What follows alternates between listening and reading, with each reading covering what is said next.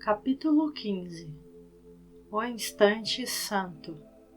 Seção 1. Os dois usos do tempo.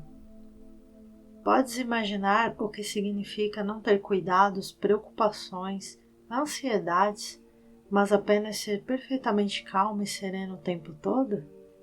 No entanto, é para isso que serve o tempo, para aprender só isso e nenhuma outra coisa. O professor de Deus não pode ficar satisfeito com o seu ensinamento até que esse ensinamento constitua todo o teu aprendizado. Ele não terá cumprido a sua função de ensino, enquanto não fores um aprendiz tão consistente que aprendas só com ele. Quando isso tiver acontecido, não mais terás necessidade de um professor ou de tempo para aprenderes. Uma fonte de possível desencorajamento da qual poderás sofrer é a tua crença em que isso leva tempo e que os resultados do ensino do Espírito Santo estão em um futuro distante. Isso não é assim, pois o Espírito Santo usa o tempo à sua própria maneira e não é limitado por ele. O tempo é seu amigo no ensino. O tempo não o desgasta, assim como desgasta a ti. E todo o desgaste que o tempo parece trazer consigo não se deve a outra coisa senão à tua identificação com o ego, que usa o tempo para dar suporte à própria crença na destruição. O ego, como o Espírito Santo, usa o tempo para convencer-te da inevitabilidade da meta e do fim do ensinamento. Para o ego, a meta é a morte, que é o seu fim, mas, para o Espírito Santo, a meta é a vida, que não tem fim. O ego é um aliado do tempo, mas não um amigo, pois ele é tão desconfiado da morte quanto da vida, e o que quer para ti, ele não pode tolerar. O ego quer que tu morras, mas não ele mesmo. O resultado da sua estranha religião tem que ser, portanto, a convicção de que ele pode perseguir-te além do túmulo, e como ele não quer que aches paz nem mesmo na morte, te oferece a imortalidade no inferno. Ele te fala do céu, mas te assegura que o céu não é para ti. Como podem os culpados esperar o céu? A crença no inferno é inescapável para aqueles que se identificam com o ego. Seus pesadelos e seus medos estão todos associados com ele. O ego ensina que o inferno está no futuro, pois é para isso que todo o seu ensino é dirigido. O inferno é a sua meta, pois embora o ego ambicione a morte e a dissolução como um fim, não acredita nelas. A meta da morte, que obsessivamente procura para ti, deixa-o insatisfeito. Ninguém que siga o ensinamento do ego pode deixar de ter medo da morte. No entanto, se pensássemos na morte simplesmente como um fim para a dor, seria ela temida? Nós já vimos antes esse estranho paradoxo no sistema de pensamento do ego, mas nunca tão claramente quanto aqui, pois o ego precisa aparentar afastar o medo de ti para manter a tua fidelidade. Ao mesmo tempo, ele precisa engendrar medo de forma a se manter. Mais uma vez, o ego tenta, e com sucesso demasiado, fazer as duas coisas, usando a dissociação para manter unidos os seus objetivos contraditórios, de tal forma que pareçam conciliados. Assim, o ego ensina: a morte é o fim no que diz respeito à esperança do céu. Entretanto, porque tu e o ego não podem ser separados, e porque ele não pode conceber a própria morte, ainda irá perseguir-te, porque a culpa é eterna. Tal é a aversão do ego acerca da imortalidade, e é isso que a aversão que ele dá ao tempo apoia. O ego ensina que o céu está aqui e agora, porque o futuro é o inferno.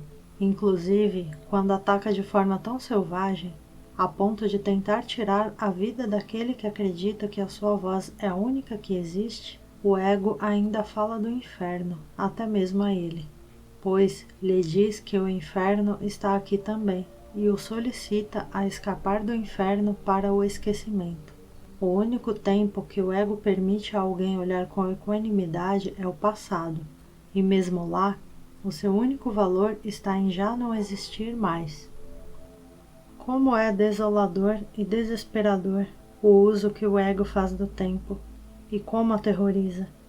pois, sob a sua insistência fanática para que o passado e o futuro sejam a mesma coisa, jaz escondida uma ameaça muito mais insidiosa à paz. O ego não faz propaganda da sua ameaça final, pois quer que seus adoradores ainda acreditem que ele pode oferecer-lhes uma saída. Mas a crença na culpa necessariamente leva à crença no inferno e sempre o faz. A única maneira na qual o ego permite que o medo do inferno seja vivenciado é trazendo o inferno para cá, mas sempre como um antegosto do futuro, pois ninguém que se considere merecedor do inferno pode acreditar que a punição terminará em paz. O Espírito Santo ensina assim: não há nenhum inferno. O inferno é apenas o que o ego fez do presente. A crença no inferno é o que te impede de compreender o presente, porque tens medo dele. O Espírito Santo conduz com tanta firmeza ao céu quanto o ego leva ao inferno, pois o Espírito Santo, que só conhece o presente, usa-o para desfazer o medo através do qual o ego quer fazer com que o presente seja inútil. Não há como escapar do medo no uso que o ego faz do tempo, pois o tempo, de acordo com seu ensinamento, não é nada além de um instrumento de ensino para compor a culpa até que ela abranja tudo, exigindo vingança para sempre. O Espírito Santo quer desfazer tudo isso agora. O medo não é do presente, mas somente do passado e do futuro, que não existem.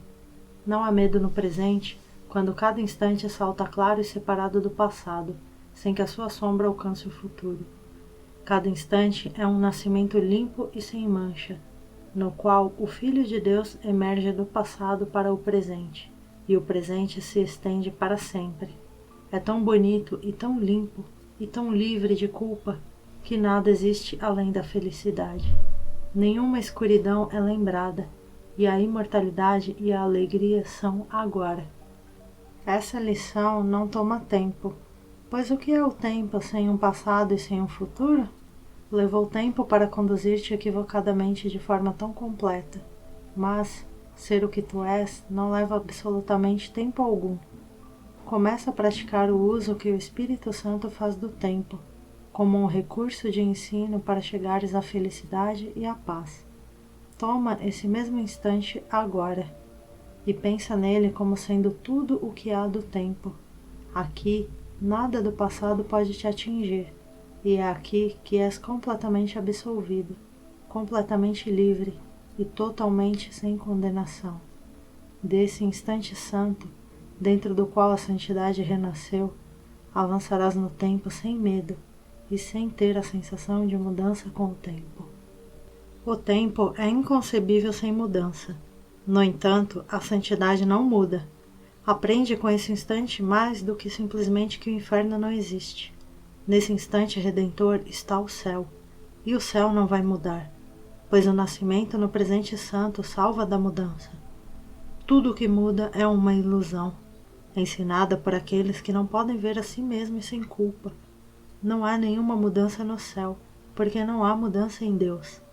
No instante santo, no qual te vês brilhante de liberdade, lembrar-te-ás de Deus, pois lembrar-se dele é lembrar-se da liberdade. Se és tentado a sentir-te desinspirado, pensando que tomaria muito tempo mudar por completo a tua mente, pergunta a ti mesmo: quanto tempo demora um instante? Não seria possível entregar ao Espírito Santo um tempo tão curto para a tua salvação? Ele não pede mais do que isso, pois não necessita mais do que isso.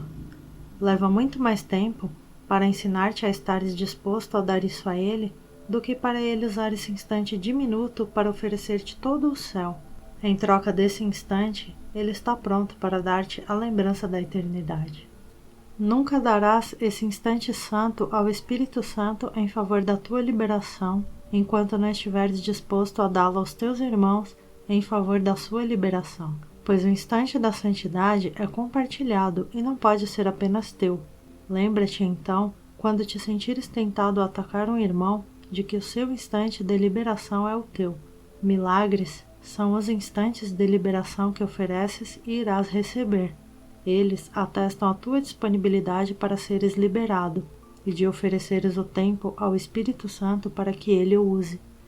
Quanto tempo demora um instante? É tão curto para o teu irmão quanto é para ti. Pratica a dádiva desse instante abençoado de liberdade para com todos aqueles que estão escravizados pelo tempo, e faze, assim, com que o tempo venha a ser um amigo para eles. O Espírito Santo te dá o instante abençoado dos teus irmãos através da tua dádiva. Assim como a dás, ele a oferece a ti. Não te recuses a dar o que irias receber dele, pois te unes a ele nessa doação. Na clareza cristalina da liberação que dás, escapas instantaneamente da culpa. Tens que ser santo se ofereces a santidade.